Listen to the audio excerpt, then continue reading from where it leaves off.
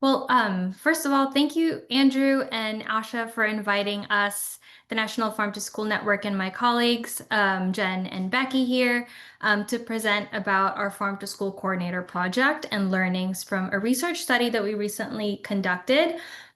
Such an honor to be a part of this call and to be partnering with the Wallace Center. So thank you. My name is Trisha Bautista. I'm a programs director at the National Farm to School Network. I'm based in Chicago, Illinois, and as some of you may already know, the National Farm to School Network is a national organization, and many of our staff and board member represent many different parts of the country. So, yeah, and I'll pass it on to Jen to introduce yourself. Hi, I'm Jen Lewis. I live in the Northwest Lower Peninsula of Michigan. Um, uh, where I live is the traditional and contemporary lands of the Anishinaabe. I work for the East Jordan Public Schools as the place-based learning coordinator. And I have a couple of different roles, but one of them is farm to school coordinator. Thanks, Jen and Becky. Hi, I'm Becky. So I'm from Cleveland, Ohio. I work for Cleveland Metropolitan School District. So my role, I oversee our farm to school like programming activities, and programming within the district, and then the accountability within our department. So I oversee all of our procurement, including local is part of that. So local procurement and our accounting team. All right. Thank you both for joining me present today. So a little bit about our agenda.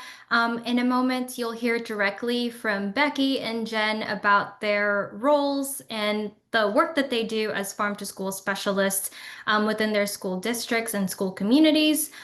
You'll get to hear really directly from them the types of programs, promotion, procurement efforts that they conduct as part of their work.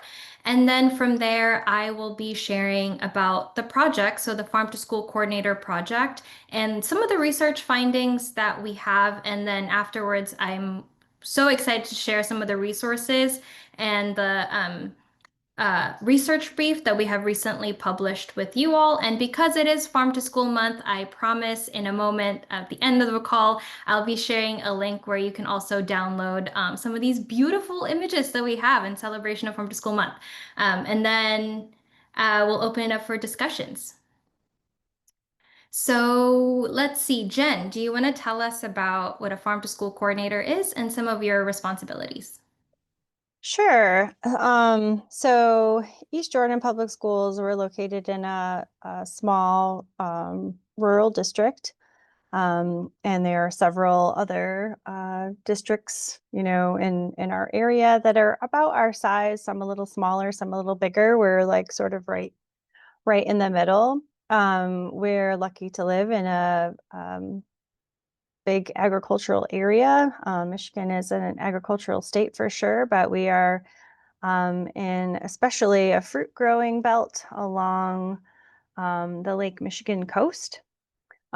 So here at in our small district, we have school garden.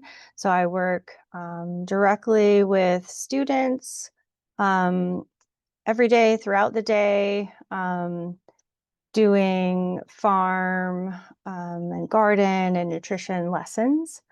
I also work, I'm not in our district, I'm not food service staff, sort of food service adjacent. So I work with them to coordinate adding local produce items to our menu, looking for local producers to provide those items for us, and coordinating like seasonal events, I guess I would say, seasonal and educational events that are usually school-wide. And then a lot of Just sort of cross collaborating with teachers and the cafeteria and families has been a big focus for me as we start to add more local and changing our menu like a little bit, adding things to the menu, getting kids to try things. A big part of that we're working on is bringing the families um, in that effort to try to get them to talk about it a little bit at home, maybe try something at home. Um, we do a lot of trying right now. So we have try days once a month around our harvest of the month. And so yeah, so like for example, we're working on November coming up, so we're have a couple of different producers that are going to be providing winter squash for us. And then as our menu is getting ready to go out, we're working with staff to talk about how they're going to use it on the menu, how we're going to introduce it to the kids in their classroom, so they have classroom try days. And yeah. Thank you so much. Yeah. And then Becky, do you want to tell us about your role and a couple of responsibilities that you do? Yeah, so with a lot of procurement that we've done this year, I'm just gonna hit like the three bullet points because that's the order that it's going in. So with our local procurement, we work with very closely with Ohio Schools Council. They're a co-op that sets up all of our food and they help us source local foods. We do work with an organization with the Cuyahoga Board of Health with Feed Our Future, and they help us connect with local farmers right in Cleveland, Ohio. Um, we are doing a lot of work this year with improving our menu, so local procurement outside of just fruits and vegetables. We get a local pizza bagel, we get local pizza dough, and we're trying to expand our products. We've partnered this past year with the Chef Van Foundation Get Schools Cooking program, and they've given a lot of momentum in helping us start to procure more local menu items and explore outside of fruits and vegetables. So local procurement, we have been working on connecting the local food scene and local food and our community growers, our Cleveland growers within the schools. There's programs that we have within schools. So we're doing a food leaders group within one of our schools with 6th through 8th graders because a lot of times farm to school often targets elementary age and then high school and that middle school age where they're like too cool for school. Like we were all 6th graders once. And like, so that age group, we're trying to elevate their voice a little bit more with like marketing materials and with activities, with farm to school activities. We do taste tests. We've done a couple Meet the Farmer days. We have another Meet the Farmer day tomorrow, where the farmers that we work with go in and to the lunch periods and walk around and get to meet the kids and kids get to ask like, what do you like about being an urban farmer? So that'll be really fun tomorrow. As far as school gardens, we've really gotten into hydroponics. So last year we had 16 hydroponic flex farms within our building. Our district, we're a fairly large district. We have 82 buildings.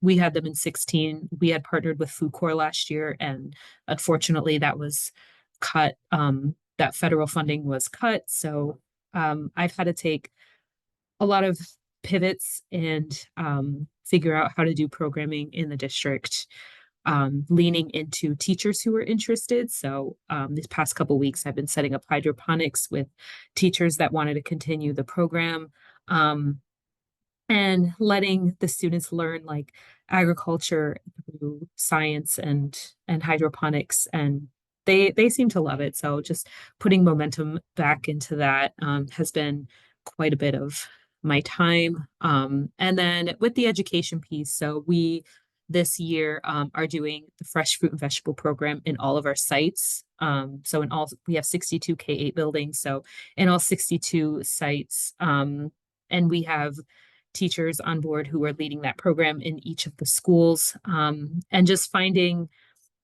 and finding where that interest is in the district and really targeting and elevating that. Thank you so much, Becky and Jen, for exemplifying what this definition is of a farm to school coordinator, which in essence really is a dedicated staff role focused on implementing the three pillars of farm to school, so local procurement, school gardens, and education, as it was described. So in the next few slides, I'll be sharing a little bit more about how the farm to school coordinator role supports local procurement efforts, and I have some really fun pictures to show, starting with Jen. So Jen, why don't you tell us a little bit about the next few slides with the pictures from your school community, and really honing in on the values aligned procurement perspective, and also just like coming from a small district side of things, what does that relationship building look like with connecting with other farmers and producers in your area, and how you've connected them with your school system? Yeah, sure. Thank you, Trisha. So we have two schools in our district. We have an elementary school that goes pre-K through 6 and a middle high school, 7 through 12. So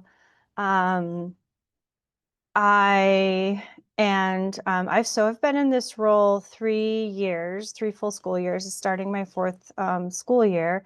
The role was new with me, so we've been, part of it has just been working on defining the role for our district. I was fortunate to come from a small agriculture background and experience as I came into the role. So I came into just the idea of local procurement, already knowing, just having a lot of connections in the small agriculture um, in this region. Um, I would say, especially since we're a small school, most of our local procurement initiatives fall under like micro purchase situations. And we're able to um, really have some nice relationships with some of the farmers that are providing for us. When we need something, we're literally calling, somebody that we know. It's really easy to pick up the phone and get a hold of somebody. So that's been kind of a luxury for us. It's been pretty seamless, and we've had quite a few producers who are excited at the thought of selling to schools. Um, Sometimes, some of the things that we run into, like they're fine with our small purchases. But usually we're coordinating timing and delivery um, is often one. And then, just making sure that they can get it to us when when we're looking for it in the week.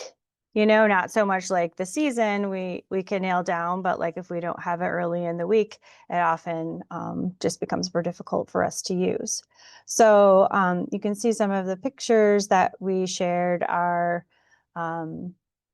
things having to do with not only serving it on the line, but also, again, like doing some education, getting kids excited about trying different things, involving like members of our community we use volunteers to help us out as well.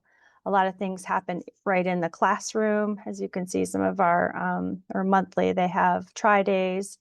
Our local procurement mostly centers around our harvest of the month. So we just had, it's farm to school month. The harvest of the month is apples. We're in this crazy apple growing region. We have a handful of producers that are providing for us.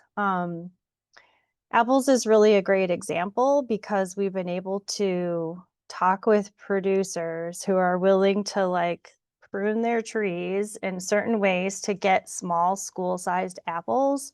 I'm sure if have been around schools and served apples in schools, like these giant apples just don't really work for little kids to have, and there's a lot of waste. And so it's been really great to work with a few different producers that are close enough to deliver small sizes and to really grow for us. We've been working with a couple of the farms for just a couple of years, and they've already started to change some of their practices, hoping to keep growing for rural schools in this area. So yeah, like I was saying, so since it's sort of new and we're changing over right now, most of our local procurement focuses on a harvest of the month. And we early in the month, like the first week of the month, we do our try day with the students, and we try to keep it really simple. And then that item is featured on the menu in different ways throughout the month. So we're able to usually have at least a couple of purchases from a couple of different farms each month to supply both our elementary school and our middle high school. Our middle high school does things a little differently. We don't have the same menu, and they do have a little more like creativity and have things on the menu in a little bit different ways. With our elementary school students, we just feel like it's really important to let them know when something is coming up, because if they see it on the hot lunch line and they don't recognize it, they tend to not want it. So that it just has felt really important to keep local procurement happening. We need to have the kids wanting to eat what we're buying and making. So those two, I feel like they really just go hand in hand to make that successful. And well, one of the things I have in my notes here to bring up is that one thing we're dealing with in Michigan is that our purchasing incentive program called 10 cents a meal was cut. And so we are just looking at, we're just looking really carefully at our numbers when we're doing local purchasing and seeing how just ways to sort of maximize and be smart about our purchases so that we can continue the programs that we've started in the last few years and keep purchasing from our farmers who we've been, building these relationships with. And I think another piece of that is that I mentioned before, just like getting the word out, bringing families on board. We've heard a lot of support from families, and hopefully we will be able to leverage that, when we're talking about budgets, and we're sort of deciding, like how our program goes forward, but also how we use our voice to like be asking for changes and in funding and that kind of thing. So. Thank you, Jen. And Yeah. now, yeah, it's really nice to hear your perspective and hearing the work that you all are doing and how you're continuing to build those relationships despite the challenges that we're facing in the food system and also in the funding situation. But yeah, so moving to show a little bit about the way farm to school coordinators could look like in a more urban or larger school district. We'll hear from Becky with her experiences before we dive into the farm to school coordinator project and some of the research findings that we have to share with you all. So yeah, Becky, why don't you tell us about the pictures? So I'll be sharing with the group today. Yeah, so these Love these two pictures. So this first picture on the left, this was one of our Cleveland growers. She's the one in the green bandana. Her name's Veronica. And this is one of the hoop houses that she has that we were standing in, that's located behind one of our schools. Um, and then the one on the right is our first Meet the Farmer Day. That was a couple, maybe like 3 weeks ago. Seems like forever ago, but I think it was only like 3 weeks ago. So that's Farmer Jamel, the one in the blue shirt. We had passed out his local sun golds that he grew for us, and then the 3 buckets that you see is how we do the taste test. So the buckets, if you can't see, says loved it, liked it, not for me. And this is with the organization that I mentioned before, Feed Our Future. So students throw ping pong balls and whatever their vote is, and then the big notepad at the end of the table. Oh, local sun golds are a great item. Yeah, I just saw that chat come up. They are a great item. That's what we're using tomorrow again. So and then the big notepad at the end of the table. Every time we have a farmer visit, we just do a thank you card. The students write. We do like a big thank you card for the farmer, like thanks for growing our food. So the students can sign that. And then there was another picture I wish I would have sent. But they do a poster of the farmer, and the farmer will autograph the poster like a concert tour. So we have like tour stops that we do in however many schools we can hit. And so there's marketing materials and stuff that goes along with that. And then there's stickers in the front. That's what the little boats are. So yeah, working in procurement in a large school district. So I'm with nutrition services, so I get to see the procurement and the accounting side of school food, setting up the local farms with our procurement, the amount of paperwork. Another thing that Feed Our Future did this past year with us, they set up a cost share program to become GAP certified. So farmers can also sell to other school districts and become GAP certified.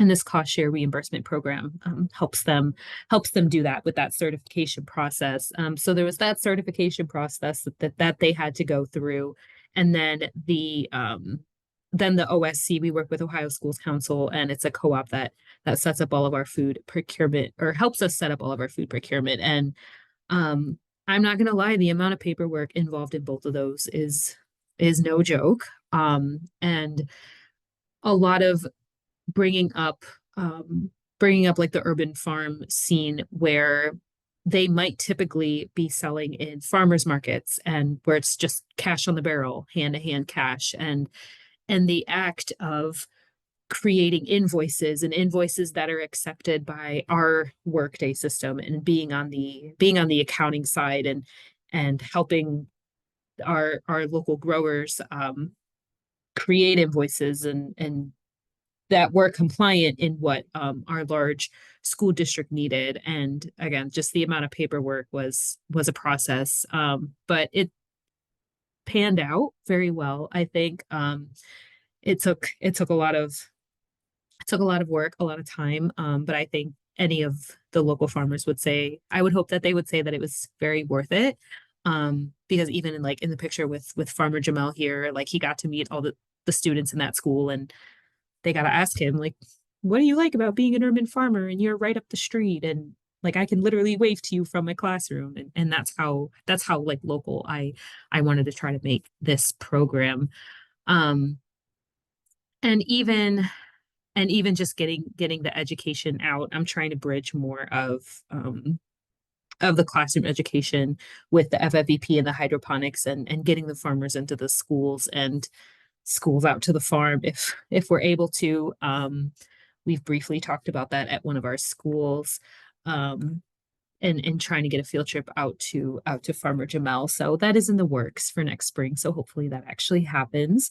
But I think one of the things that's important with the farm to school role in a school district is I'm I'm grateful. I don't know why I hesitated. I am very grateful to be a part of nutrition services. And I think one of the things that came up was lining up seasons and what the farmer feels like they can successfully grow and what school food can produce. And even one of our farmers this past year was like, oh, I grow really great eggplant in June.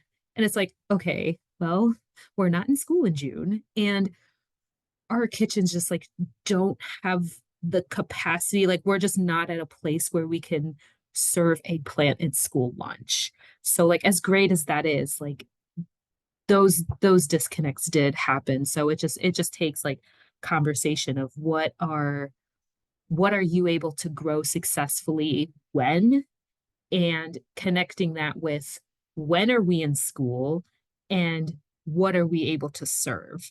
And I think that's like one of the things that this role helps bridge that together is working with the local producers and the local farmers and connecting that to what is actually applicable and achievable in school nutrition in such a large setting.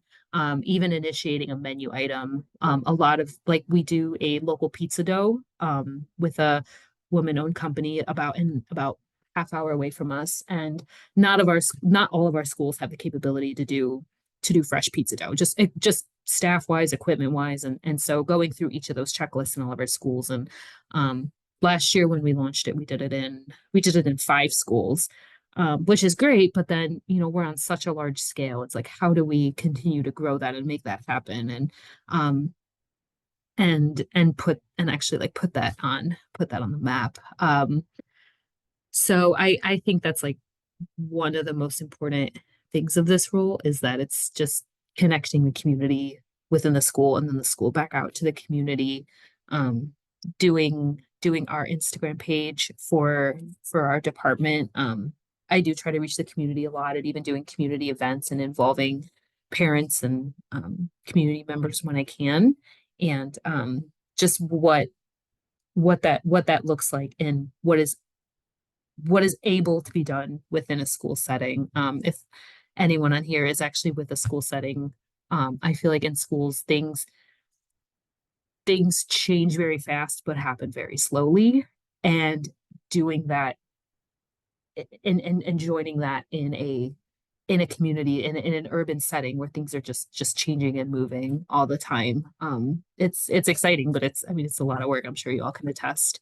But yeah, this role is super, super crucial for bridging that. Thank you so much, Becky. Oh, there is the signature.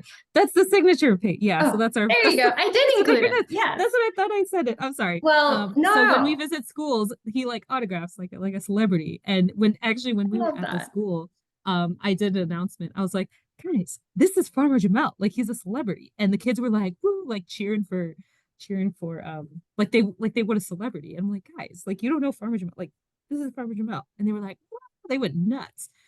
And so he signed his autograph, and he's going on tour. We're going on tour again tomorrow at a different school. So it'll be good. And then this picture on the left is one of the hydroponics. So they grew the lettuce, and then that's what's put.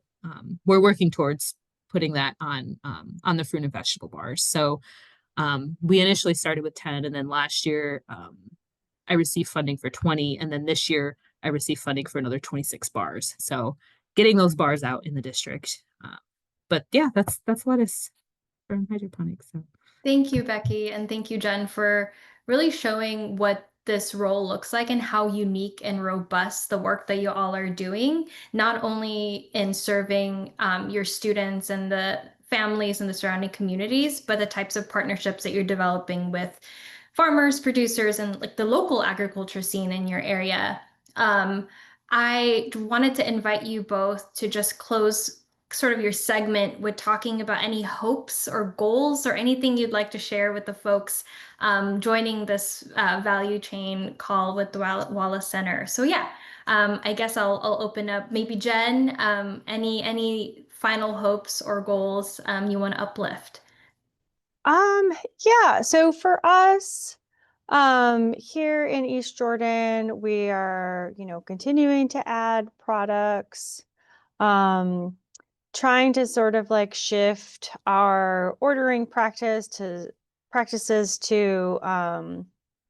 go from like local as like sort of a specialty item to like just sort of institutionalizing those local purchases so that they just become a regular part of our school culture or our school lunch. Um, so, those are all just sort of slow, like incremental changes that we're making to grow all the time. Coordinating with the kitchen to, just try new things, and requires training of the staff. And so that also takes time. We recently just started a school nutrition action committee here, made up of parents and staff. And so that we sort of just launched it at the end of last school year. And so that's really exciting upcoming thing, I think, for us because I'm like one staff, working to sort of coordinate a lot of things. I think having the support of the committee is going to be really beneficial for us in the next couple of years as we see which way things are going. Another thing I'm kind of excited about is uh, our rural ISD that's made up of, like I said, other small rural districts has been starting to get together occasionally and creating sort of a hub or a working group so that we can coordinate larger purchases of produce to share like training and recipes and sort of everything that goes along with it so that it can really be a movement in the region, not just our own little district here. So I'm excited about all of those sort of movement-based things that are happening here in East Jordan. Thank you, Jen. And then finally, Becky, any final words before I go into the coordinator project? Yeah, so I've been with the district for a little over 2 years, and I think this role that I'm in was created when I got here. So I was the first person in this role, and I think the past 2 years has just been like solidifying not even solidifying, building relationships with the local farmers and within the schools. There are some schools I've only been in like one time. So I just getting in all the schools and learning the district. And I think moving forward, setting up standing operating procedures on everything, on how we invoice, how we pay, how we setting up standing operating procedures with the farmers. This is the type of produce that we need. You can't send us cucumbers that are the mini, like setting up with them as well on our expectations and making sure that they are able to do it as well, and just standardizing our practices and not just kind of doing, but making it part of our policy, making it just a part of the department and just who we are, and actually physically writing those SOPs and getting some policies down within the district. All right. Thank you both. It always amazes me to hear the types of work that you all are doing. And I've had the honor of being a part of and hanging out with you all on a regular basis through the Community of Practice and Farm to School Coordinator Project. And so that's what I'm about to share with you all now. And that's how I know Jen and Becky, is because we also have a Community of Practice through the Farm to School Coordinator Project. So this project was funded by the 2023 Patrick Leahy Farm to School grant and also the Lifetime Foundation. And the project aimed to scale up farm to school implementation by working to highlight the role of farm to school coordinators. So similar to what we're doing now, we're hearing from the farm to school specialists themselves about the types of work that they're doing. And even though there are very similar threads, there are very unique and different ways that they're operating within their school systems as well.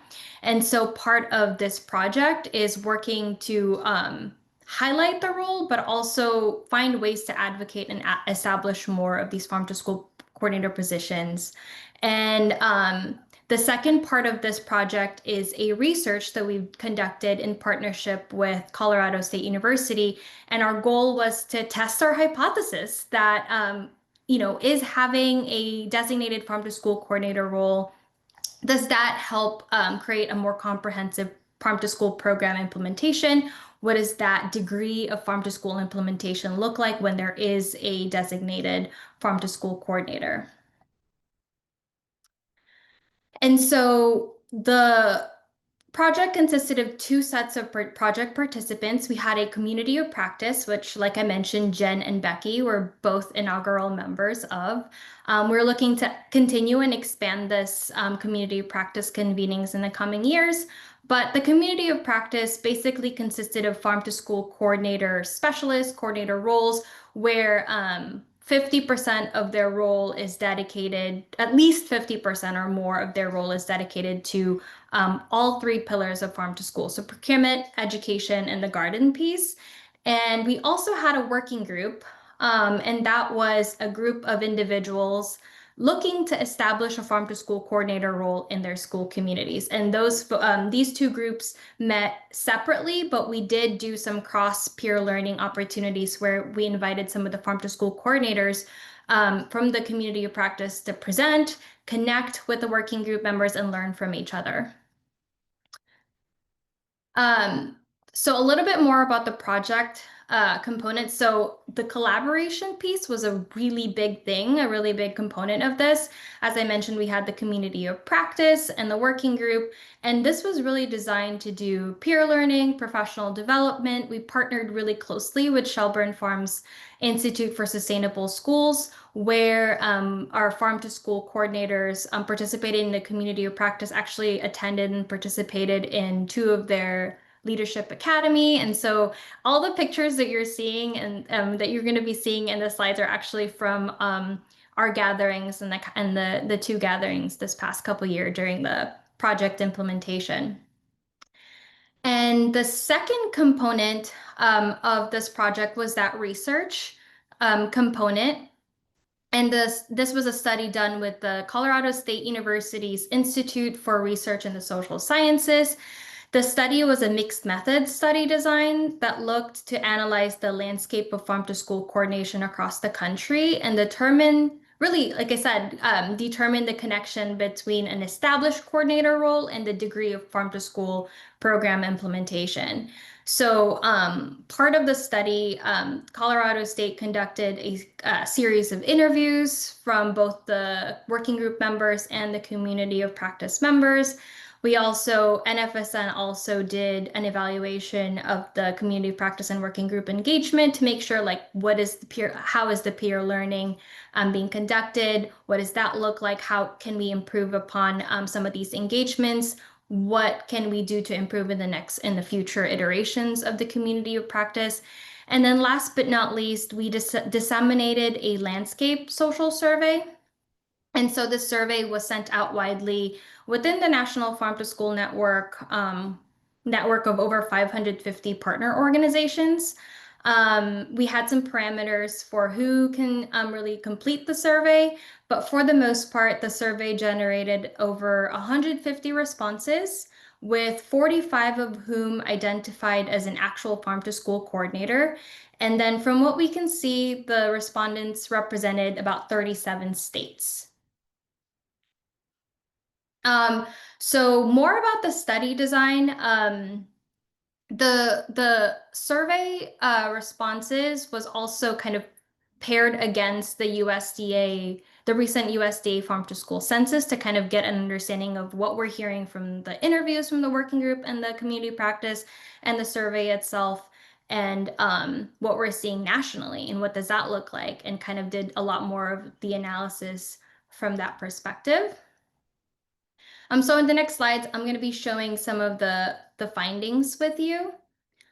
Starting with one of the things that we found was that farm to school coordinators drive results. So sites with farm to school coordinators reported to have higher rates of participation in all 3 pillars of farm to school compared to the national average that was reported in the census. So starting with the school garden piece, 76% reported having an edible school garden compared to 15% of all SFAs or school food authorities. And then in terms of the integrating food education in the classroom, we saw 82% reported conducting agricultural education in the classroom compared to 21% of all SFAs. And then finally, 84% reported to procure local or regional foods compared to 55% of all SFAs. And in a moment, I'll also be sharing some of the different examples of what those items look like or how what types of produce were procured. Sites with farm to school coordinators. So this is just another breakdown of the responses. So the box in the graph here that's yellow is the farm to school coordinator responses, and then the gray one is from the SFAs from the USDA census. And as you can see from the 3 pillars of farm to school pillars, you can see that there's more participation from sites that have a farm to school coordinator for procurement, education, and in this one it's edible school gardens, but that's because that's what they had in the census and we wanted to kind of make that comparison. Sites with coordinators also saw an increased participation across all grade levels. We know that majority of farm to school program participation really happened in elementary school and some middle school and high school, but it was really nice to see that having a designated role, having a designated farm to school coordinator, supports sort of that more increased participation across all grade levels, even in high school and in middle school. Next is sites with farm to school coordinators reported higher rates of participation in programming. So those supplementary programming activities that Jen and Becky highlighted so well, doing really robust, fun engagement around tasting local produce, connecting students with their farmers and making it fun and doing the autographs like what Becky was saying. But it does, so it's not just about increasing exposure of students to the local produce, but really finding ways to engage and promote that with the students and the community and the family and beyond. But yeah, so again, yellow box here represents the farm to school coordinators, and then the gray one is data found from the census.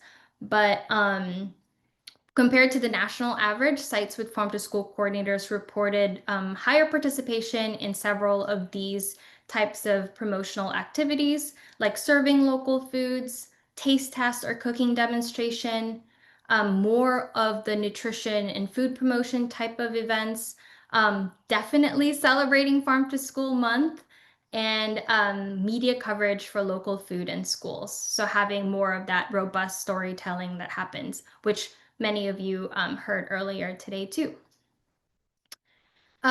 This is just the last piece here. Sites with farm to school coordinators serve local foods weekly at a higher rates. And I have it listed for fruit, vegetable, fluid milk, other dairy, protein, and grains. And all of these different categories here were chosen in the survey to basically reflect, because these are what we can see on the census, and we wanted to reflect that on the survey and have that comparison. So farm to school coordinators reported to have these higher rates of procurement of these items. And then, as I mentioned earlier, the research study also included a very robust interview with some of the community of practice and working group members. And I just wanted to highlight a quote here from one of the working group members, which says, "Just getting students a really great meal and knowing some of that is supporting our local food economy and farmers is just so special." So truly having that farm to school coordinator role not only ensures a comprehensive program implementation, but also it takes time to develop relationships and build those relationships and make those connections within the school community with farmers. And so it truly is crucial to have that farm to school coordinator piece. So just kind of going into the benefits of having a farm to school coordinator, we heard a lot about building relationships with farmers, distributors, and food hubs. So having this role allows them to have the time and the type of community engagement effort that is needed. And also not necessarily just relying on a school champion, but really investing on that coordinator role to make those relationships. Aligning efforts across nutrition services, educators, administrators, and community partners. School communities have so many different roles within that system, and so this person really serves as that kind of connector that bridges school food systems together, and then building those connection between schools, families, and the local food system, and ensuring relevant food. So, providing different evaluation efforts to learn from families and students about what they would like to see in the menu and how that reflects their own culture. I wanted to end here by sharing our video. I don't know, I didn't test the video. Hopefully we can play it, but this was There are so many here. a video from North Carolina. One I love is doing taste tests with students. My why in this work is connection, whether that be connection between farmers and cafeteria or between the students and the garden. I just love working with the kids and farmers. I think that's really my favorite part. I love nourishing people. It's a very unique role being a farm to school coordinator. So being part of this group has been just inspiring to be able to bounce off with other coordinators that are in this specific unique role. Asha Farm to School Network community practice because it provides me with the community to just connect with those other folks that are trying to solve the same problems or bring the same programs to the kids is invaluable. I love that I get to be part of something really special. Through Farm to School, we sit in this really special spot where we get to focus on the community that we are placed in, that the school district is placed in by supporting the farmers in our community and then feeding those students and families. So yeah, that is a reel that our comms team put together, showcasing the different activities and peer learning that happened in a gathering that we had in collaboration with Shelburne Farms. We were in North Carolina last April. It's Farm to School Month. So if you or your school communities are participating this year, we would love to hear how you're celebrating. As you can see, some of my colleagues here are using our beautiful Zoom backgrounds. In a moment, I'll share the link as to how you can access these. We have templates for presentation slides, Zoom, any type of graphics if you're celebrating. But yeah, please scan the QR code if you want to tell us about how you're celebrating Farm to School Month. The National Farm to School Network is hosting our annual movement meeting this Thursday, October 23rd at 2 p.m. Central Time. We're featuring Bitty Baby Foods from New Mexico, who owns a baby food company. And we also have a few other panelists showcasing the power of environmental stewardship and farm to school programs. So please, if you want to continue celebrating Farm to School Month, I'm going to drop the link in the chat on how you can join and attend our movement meeting. I do want to put a plug. We're also releasing our Farm to School Coordinator video.